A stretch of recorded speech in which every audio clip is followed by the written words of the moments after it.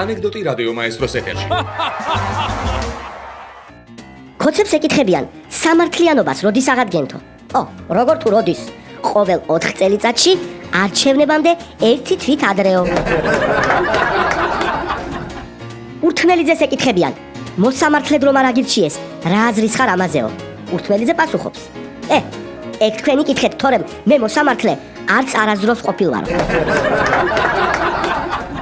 ოცნებას ეკითხებიან, თქვენი ახალი სახეები რითი განსხვავდებიან ნაცების ახალი სახეებისგანო?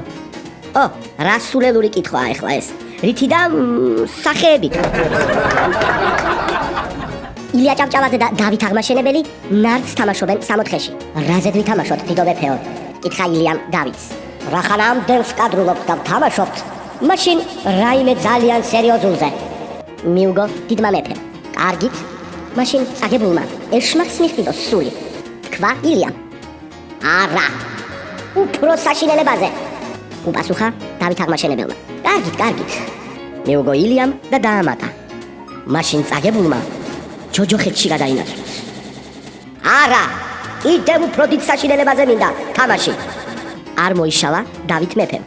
კარგით, მაშინ თქვენ თუ წააგებთ მეფე ბატონო, ნაცები შეიკრიბონ დიდგორზე და თუ მე წავაგებ, მაშინ ხოცები შეიკრიბონ საგურამოში.